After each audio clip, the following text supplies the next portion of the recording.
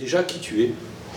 Eh ben, Anthony Trévisan, je suis le dirigeant de Boutiplast, une entreprise, une PME spécialisée dans l'usinage de matières plastiques.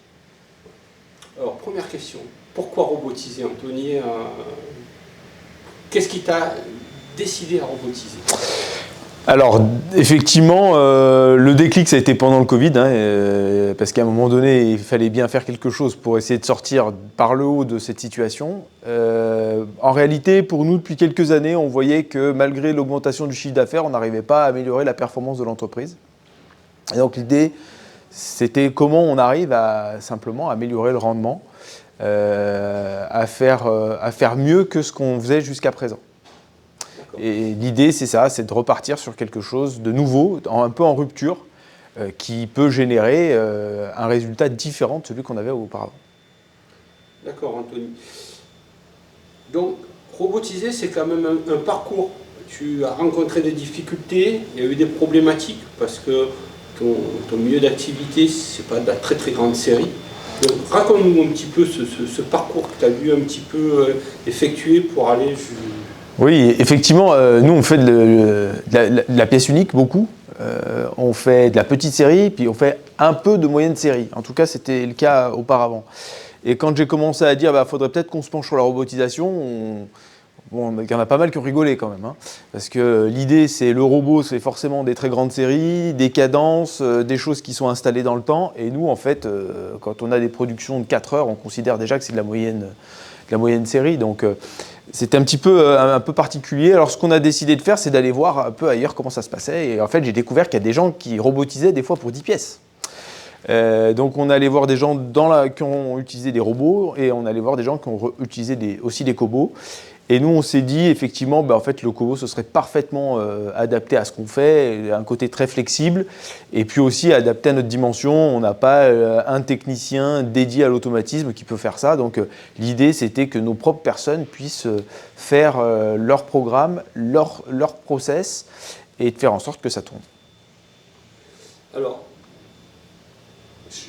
j'avais aimé la phrase quand tu m'as dit « Je voulais un robot déplaçable, nomade ». Et il y a beaucoup d'intégrateurs classiques qui ont rigolé. Ouais, les gens, ils rigolaient. Parce que moi, dans mon histoire, j'ai fait pas mal de lean. Et donc, on sait qu'on est toujours amené à se déplacer, à changer, etc. Et en fait, c'est toute notre histoire. Nous, on a un parc de machines qui est complètement hétérogène. On n'a pas 2 fois la même machine. Et avoir un robot dédié sur une machine, c'est un non-sens absolu. Et donc, pour pouvoir s'en sortir, il fallait forcément un robot pour plusieurs machines. Alors, bien sûr, il y a la possibilité de dire on met un robot au milieu de 2 machines et puis on espère qu'il soit capable de desservir celle de gauche et celle de droite. Nous, on allait un cran au-dessus. Moi, je ne savais tellement pas ce que ça allait donner. Mon objectif, c'était d'avoir un robot qui puisse se déplacer sur la partie tournage ou sur la partie fraisage. Donc là, à part les roulettes, il n'y a pas grande solution. Et c'est vrai qu'au début, quand je disais ça, les gens ils rigolaient parce qu'ils disaient mais non, il faut être dans la dalle, c'est des choses très lourdes, c'est une installation, etc. Et c'est vrai que quand on s'est rencontrés et puis que j'ai dit moi je veux un truc sur roulette, et toi tu m'as dit ok, on sait faire. Et ça, c'est sûr que ça change tout. Et concrètement, au quotidien, c'est le cas aujourd'hui. C'est-à-dire qu'on ne sait toujours pas demain ce qu'on aura à produire. Et donc, quand on a fini le robot, on enlève des machines, on le sort, on le déplace avec les roulettes. Et après, quand on a besoin de s'en servir, on va le déplacer à la machine qui nous intéresse. Et du coup, ça, c'est sûr que ça change tout parce qu'on rend chaque machine productive à son maximum en fonction de la série qu'on va avoir à faire dessus. Super. Et ton personnel? Alors, je sais qu'aujourd'hui, quand on parle de robotisation dans les entreprises, il y a toujours cette peur qu'on va enlever du personnel, ils vont pas être, ils vont avoir peur de leur emploi. Concrètement, ça s'est passé comment chez toi? Mais en fait, Frédéric, c'est toujours le même sujet. Tu fais du lean, les gens ils ont peur qu'on s'en serve pour dégraisser. Tu fais de la robotique, on a peur qu'on vole les emplois. En fait, ça dépend dans quelle logique on le fait. Ça marche toujours de la même manière. Nous, on a commencé, quand j'ai repris l'entreprise, on a commencé par faire du lean. Et derrière, on a amélioré la performance. Et on s'est séparé de personne. Qu'est-ce qu'on a fait? On a augmenté la production, on a augmenté le chiffre d'affaires. Ça, ils l'ont vu une première fois. Quand je suis arrivé sur l'histoire des robots ou des cobots, les gens, il y en a un ou deux qui m'ont posé la question, mais au final, ils m'ont laissé le bénéfice du doute. Je leur ai dit, écoutez, on rentre des robots, vous aurez moins d'opérations répétitives, vous êtes formés à faire du réglage, et bien vous ferez plus de réglage, et vous ferez moins de chargement et de déchargement. Et c'était entendable. Et vu que l'histoire leur a montré que quand on améliorait la performance chez nous, ben, ça servait à faire plus et mieux, ils m'ont fait confiance.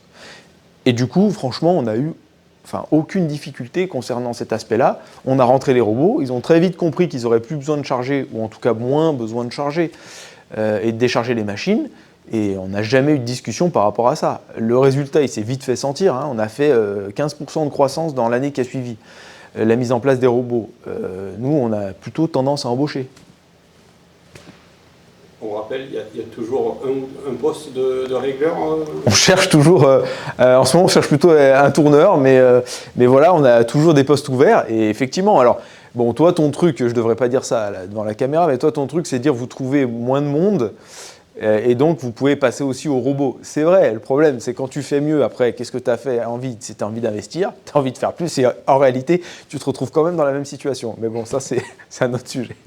Aujourd'hui, on a des nouvelles générations qui arrivent sur le marché du travail. Est-ce que le fait d'avoir mis un cobo en plus, ça donne un petit peu plus envie à ces gens-là de venir parce que l'environnement est beaucoup plus agréable? Qu'est-ce qu'on pense un petit peu de cette vision? Là aussi, c'est encore un ensemble. C'est-à-dire qu'effectivement, avoir juste un robot dans un coin, ça n'a pas beaucoup de sens. Mais on parle de numérisation, on parle de choses comme ça, d'intelligence artificielle, de robotisation. Bon. Concrètement, ça veut dire quoi? Dans l'industrie, ça fait 20 ou 30 ans qu'on fait de la CFAO. Le numérique, on sait ce que c'est. On programme les machines, mais on n'avait pas ce côté qui faisait un peu rêver. C'est sûr que maintenant, quand j'ai un jeune qui vient pour visiter l'entreprise avant de démarrer un apprentissage, quand il voit que oui, on fait de la programmation en numérique, que oui, on a des robots, et que c'est pas juste pour avoir des robots, c'est concrètement, ça simplifie le travail du quotidien, que la partie qui n'est pas très marrante de charger, de décharger, en fait, elle peut être faite potentiellement par quelqu'un d'autre. Tout de suite, ça fait rêver un petit peu, et les gens, les jeunes, sont beaucoup plus intéressés par venir dans une entreprise qu'ils sentent orientés un peu sur la modernité que quand ça sent l'huile de coupe et que c'est sale par terre. Donc c'est sûr que c'est tout un ensemble de choses sur lesquelles il faut travailler pour espérer aussi faire venir nos jeunes dans nos usines. La conclusion, qu'est-ce que ça t'a apporté maintenant? Alors ça fait 2 ans que il y a de la robotique installée chez toi. Dis-nous un petit peu ce que ça t'a apporté. Alors il y a une partie interne. La partie interne, c'est effectivement... on a amélioré la performance, c'est sûr, et ça s'est essentiellement traduit aussi par du confort d'utilisation pour les gens. Ça redonne aussi des perspectives, on a remis de la formation, on a redonné de la perspective aux gens, et à la fin, on a beau dire tout ce qu'on veut, ça se traduit aussi par financièrement une amélioration de la situation de l'entreprise. Et donc, qu'est-ce que ça veut dire? Une fois qu'on est lancé, on a à nouveau envie d'investir, à nouveau envie de progresser. Et même, je dirais des choses un petit peu différemment, vu que c'était aussi une technologie de rupture par rapport à ce qui était assez traditionnel chez nous. Maintenant, on se pose la question chaque année de se dire, OK, qu'est-ce qu'on peut mettre en rupture par rapport à ce qu'on fait aujourd'hui? Et ça, c'est vraiment une façon de penser qui est un petit peu différente. Et c'est vrai qu'en fin ou en début d'année, je me pose toujours la question, et c'est quoi l'étape d'après pour nous positionner vraiment au-dessus, en rupture par rapport à ce qu'on faisait? Ça, c'est pour la partie interne. Pour la partie externe, clairement, on prend des choses qu'on n'aurait pas pris avant. Nous, notre savoir-faire, c'était de faire de la pièce unique, compliquée, et la série, finalement, ça ne nous intéressait pas vraiment. Aujourd'hui, moi, quand un client me dit, j'ai 600 pièces à faire ou 1000 pièces, avant, je serrais un peu les dents, je me suis dit, OK, est-ce que je prends le risque de prendre une série comme ça pour... qui va probablement saturer mon outil pendant 15 jours ou 3 semaines. Aujourd'hui, ça tourne la nuit, c'est maximum 1 semaine d'une machine. J'hésite plus depuis longtemps. Donc, ça m'a ouvert la porte sur de nouveaux marchés. Et maintenant, il faut continuer de les cultiver. Donc, c'est toujours aller dans le sens de qu'est-ce qu'on fait après et qu'est-ce qu'on peut faire mieux demain que ce qu'on faisait ou que ce qu'on fait aujourd'hui. L'accompagnement au niveau de l'amélioration de la production qu'on a pu engager grâce au programme IDF, ça t'a apporté quoi de plus que ce que tu avais eu à l'origine? En fait, ce qu'il faut comprendre, c'est que tous ces accompagnements, ils sont dans une dynamique. Donc, je reviens encore. On part du lean, on va jusqu'à la robotique, cobotique, et aujourd'hui, peut-être demain, ce sera peut-être l'IA.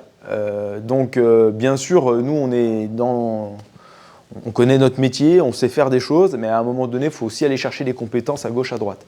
Clairement, donc, l'accompagnement de la région, notamment, il se fait sur le long terme déjà.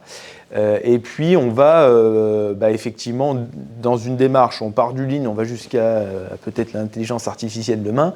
On va aller chercher des gens, des experts qui ont déjà été sélectionnés. Ils ont aussi ce savoir-faire de dire, vu votre profil d'entreprise, vu votre profil de marché, c'est peut-être à tel endroit qu'il faut aller chercher ou à tel autre.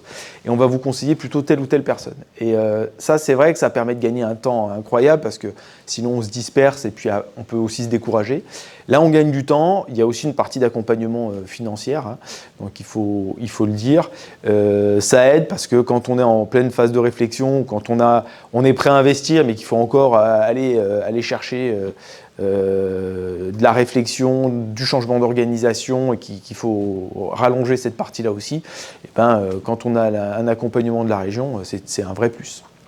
Donc il y a le savoir-faire technique, il y a le fait de gagner un peu de temps, et puis bien sûr, souvent il y a quand même une aide financière à la clé. C'est pas toujours extraordinaire, mais ça faut dire que ça aide aussi. Hein. Si tu as quelque chose à dire perso. Faut se lancer parce que l'industrie, si on veut faire de l'industrie différemment, il faut forcément agir de manière différente.